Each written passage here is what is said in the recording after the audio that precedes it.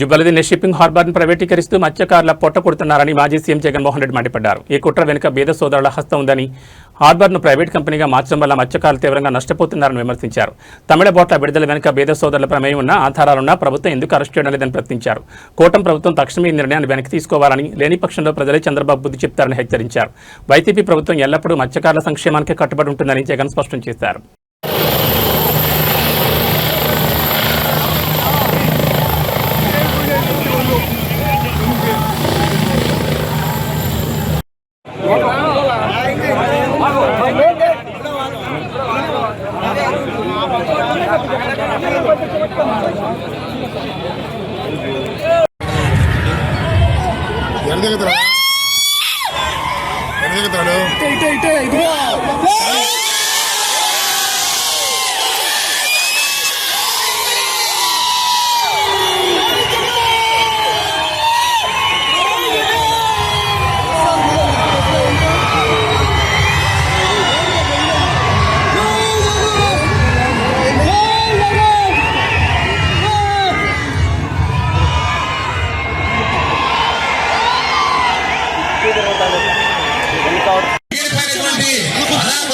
ఆపివేసి కూటమి ప్రభుత్వం చంద్రబాబు నాయుడు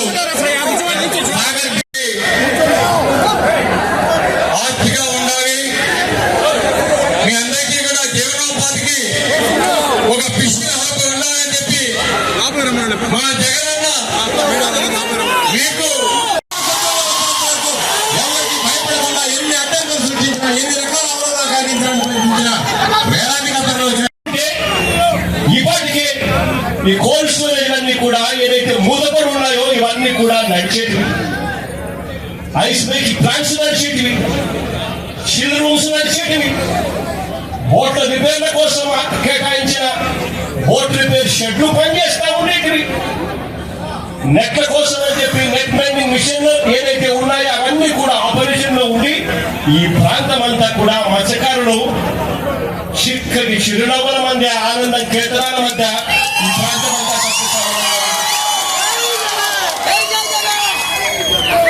దురదృష్టవశాత్తు అది జరగకపోవడంతో ఈరోజు మత్స్యకారుల జీవితాలన్నీ కూడా చిన్న భిన్నమైపోతా ఉన్న పరిస్థితులు మనకన్నా ఎదుటే కనిపిస్తా ఉన్నాయి. ఇంకా అన్నిటికన్నా దారుణం ఏమిటో తెలుసా, ఈ జుబ్బలదిన్నె ప్రాజెక్టులో ఇక్కడ డిఫెన్స్ సాగర్ డిఫెన్స్ అంటే ఒక ప్రైవేట్ డిఫెన్స్ కంపెనీకి చంద్రబాబు నాయుడు గారు ఇక్కడ భూములు కేటాయిస్తారు. ఉన్న 79 ఎకరాలలో సగం ఈ ప్రైవేట్ డిఫెన్స్ ఫ్యాక్టరీకి చంద్రబాబు నాయుడు గారు కేటాయిస్తారు. అంటే దాని అర్థం ఇక మత్స్యకారులకు ఇక్కడ నుంచి కూడా తరిమేసే కార్యక్రమం చేస్తా ఉన్నాడు చంద్రబాబు నాయుడు గారు. నేను అడుగుతా ఉన్నా చంద్రబాబు నాయుడు గారిని, ధర్మమేనా న్యాయమేనా అడుగుతా ఉన్నా. ఇదే మంచి పెద్ద మనిషి చంద్రబాబు నాయుడు గారిని, మత్స్యకారుల కోసం ఫిషింగ్ హార్బర్ను జగన్ నిర్మిస్తే నువ్వు చేస్తా ఉన్నది ఏంటయ్యా, దీన్ని కూడా దోచుకునే కార్యక్రమం చేస్తా ఉన్నావు. ప్రైవేట్ వాళ్ళకి నువ్వు ఇవ్వాలి అనుకుంటే పక్కన కృష్ణపట్నం పోర్ట్ ఉంది, ఆ పోర్ట్ లో కావాలంటే దండిగా ల్యాండ్ ఉంది, అక్కడ కావాలంటే వాళ్ళకి ఇచ్చుకోవచ్చు. కానీ ఇక్కడ మత్స్యకారులను పొట్టగొట్టడం ఎందుకు చంద్రబాబు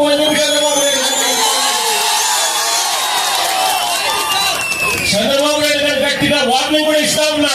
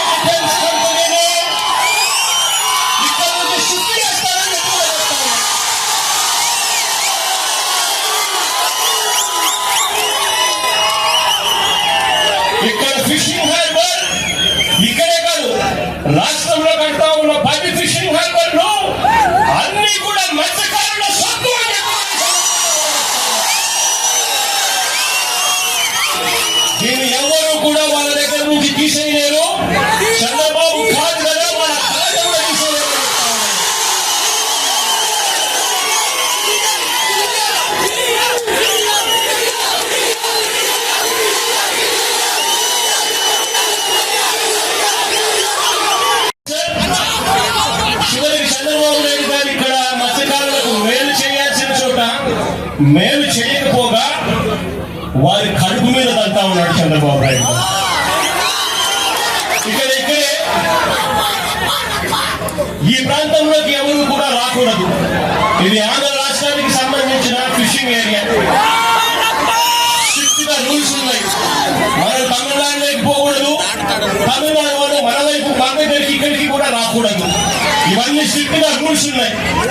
రూల్స్ ఉన్నా కూడా పక్కన తమిళనాడు నుంచి కరైకల్ ప్రాంతానికి చెందిన బోట్లు, మెకనైజ్డ్ బోట్లు మన ప్రాంతానికి ఇక్కడికి వచ్చి వాళ్ళు మెకనైజ్డ్ బోట్లతో ఇక్కడ మన మత్స్య సంపదనంతా కూడా తరలించుకొని పోతా ఉంటే మన వాళ్ళు కడుపు మండి, మన వాళ్ళు తినడానికి ఇబ్బంది పడే పరిస్థితుల్లో కడుపు మండి రాష్ట్ర ప్రభుత్వం పలకని పరిస్థితిలో ఆ బోట్లను మన మత్స్యకారుల దగ్గర నుండి ఆ బోట్లను పట్టుకొని పోలీసులకు అప్పచెప్తే పోలీసులు ఆ బోట్ల మీద కేసులు కట్టి ఎఫ్ఐఆర్ చేసి ఆ బోట్లను సీజ్ చేస్తే ఆ సీజ్ చేసిన ఆ బోట్లను, ఆ ఎఫ్ఐఆర్ కట్టిన ఆ బోట్లను చివరికి మళ్ళీ ఏమైంది ఇక్కడే ఇది ఫోన్ కాల్ డేటా.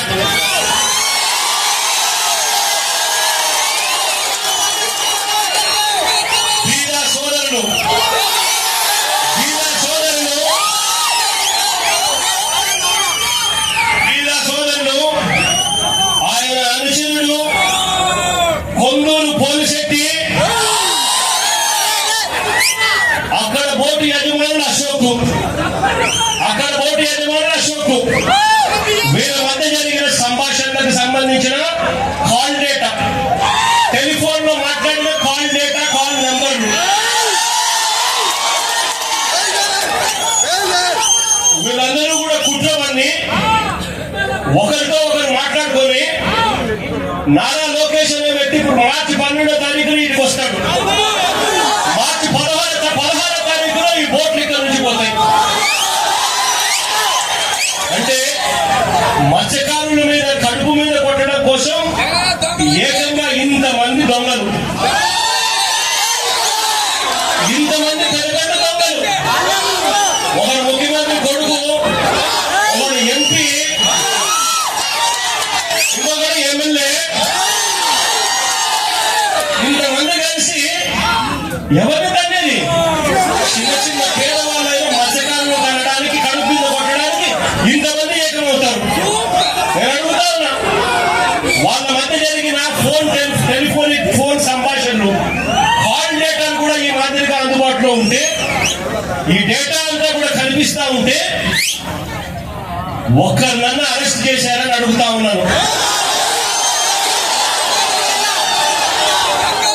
అంటే బోట్లో సీజ్ చేసి ఎఫ్ఐఆర్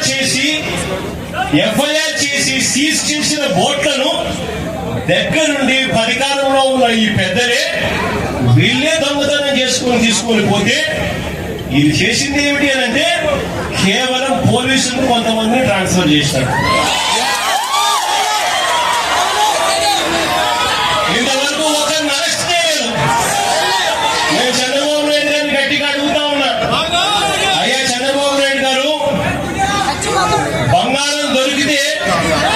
బంగారం దొరికింది అని చెప్పి పోలీస్ స్టేషన్ లో కేసు పెట్టి పోలీస్ స్టేషన్ లో సీజ్ చేసి ఆ సీజ్ చేసిన ఆ బంగారాన్ని ఎవరైనా దొంగతనం చేసుకొని పోతే మీరు ఇట్లే ఇడిచిపెడతారా అని అడుగుతా ఉన్నా.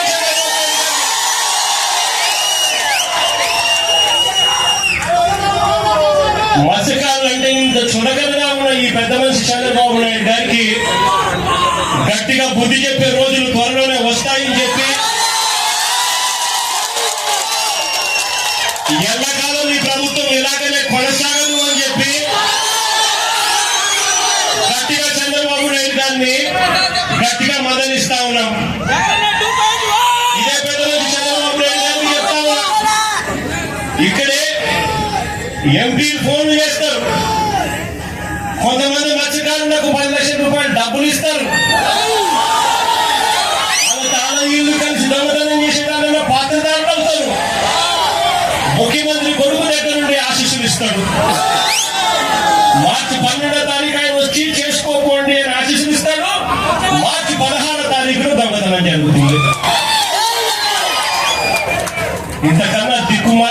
ప్రభుత్వం ప్రపంచ చరిత్రలో ఇంకేదైనా ఉంటుందా అని అడుగుతా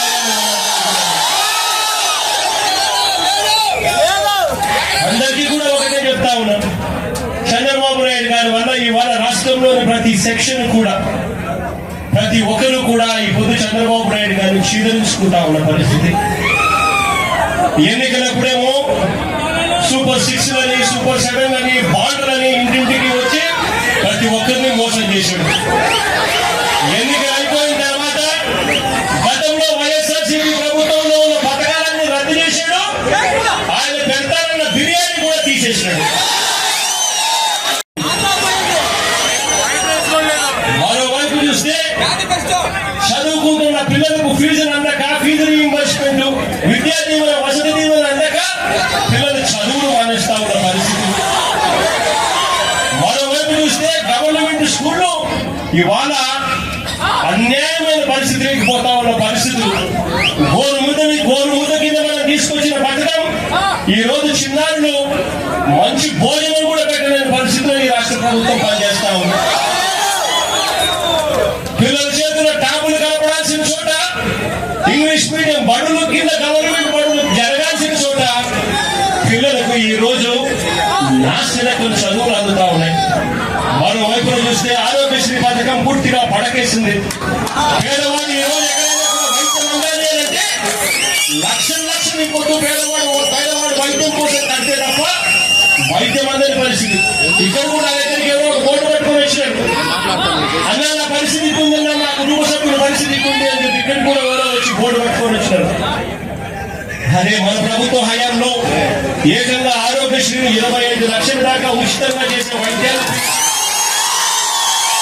3,300 ప్రొసీజర్లకు తీసుకొని పోయి ఏ పేదవాడికి వైద్యం బాగోలేకపోయినా కూడా ఆ పేదవాడి చిక్కటి చిరునవ్వుతో వైద్యం అందించిన పరిస్థితి నుంచి ఈ రోజు నెట్వర్క్ హాస్పిటల్ పేదవాడిని బోర్డు తిప్పేస్తా ఉన్న పరిస్థితిలోకి, ఈ రోజు పేదవాడి చొరబట్టి బోర్డు తిప్పేస్తా ఉన్న పరిస్థితిలోకి ఈ రోజు నెట్వర్క్ హాస్పిటల్ తయారయ్యాయంటే వైద్య స్థాయిలోకి దిగజారిందో చెప్పాల్సిన పనుల.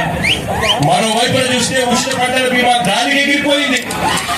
మరోవైపున రైతులకు ఏ ఒక్కరికి కూడా కనీస గిట్టుబాటు ధరలు రాని పరిస్థితిలో, ఏ పంటకు గిట్టుబాటు ధర రాని పరిస్థితిలో ఉంది. ఈ రోజు రైతాంగం పరిస్థితి అంతే.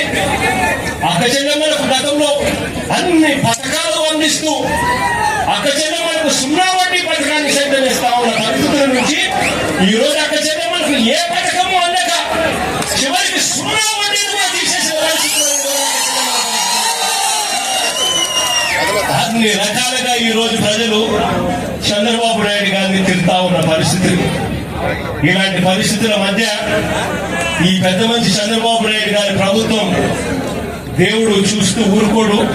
ప్రజలు దేవుడు మొట్టకాయలు వేసే రోజులు త్వరలోనే ఉందని చెప్తూ మీ అందరికీ కూడా భరోసా ఇస్తా ఉన్నా. కన్ను మూసుకొని కన్ను తెచ్చేసరికి మన ప్రభుత్వం వస్తుంది. మన ప్రభుత్వం వచ్చిన తర్వాత అందరినీ కూడా ఈ ఫిషింగ్ హార్బర్ మీ హక్కుగానే ఇస్తాము. అంతేకాదు ఈ ఫిషింగ్ హార్బర్ లో పరిధిలో ఉన్న ప్రతి మత్స్యకార కుటుంబానికి కూడా చెప్తా ఉన్నాను, ఆ పరిధిలో ఉన్న ప్రతి కుటుంబానికి కూడా మంచి జరిపించే విధంగా వారందరినీ కూడా గ్రూప్స్ కింద ఫామ్ చేసి ఒక్కొక్క బోటుకు 10 మందిని 12 మందిని ఒక్కొక్క బోటుకు యజమానుల కింద చేస్తూ వాళ్ళందరినీ కూడా ఇంతకుముందు చెప్పినట్టుగా 10% వాళ్ళు కట్టే చాలు, 90% రాష్ట్ర ప్రభుత్వం లోన్ల కిందను గ్రాంట్ల కిందను ఇస్తూ వారందరినీ ఓనర్లుగా చేసి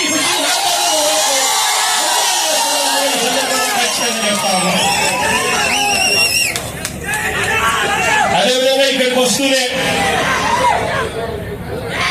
పాలెం మత్స్యకారులు కొంతమంది పట్టపు కార్పొరేషన్ కావాలని అడుగుతా ఉన్నాను. 56 కార్పొరేషన్ ప్రజల కోసం మన ప్రభుత్వ హయాంలో అడిగిన వాళ్ళకి ఎవరికి కూడా కాదనుకోకుండా కార్పొరేషన్ ఇచ్చాం.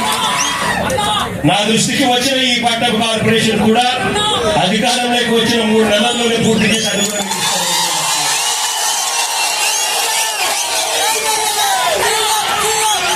మరొకసారి మీ అందరికీ కూడా భరోసా ఇస్తూ మంచి జరగాలి, దేవుడు ఖచ్చితంగా మంచి జరిగిస్తాడు. కాస్త భరోసాను మీ అందరికీ ఇవ్వడం కోసం, మీ అందరి కష్టాలను పాలు పంచుకునే దానికోసం ఈ రోజు మీకు సంఘీభావంగా ఈ రోజు తెలపడం కోసం నేను వచ్చి మీ అందరి ఆప్యాయతకు పేరున మరొకసారి హృదయపూర్వకంగా రెండు చేతులు బోధించి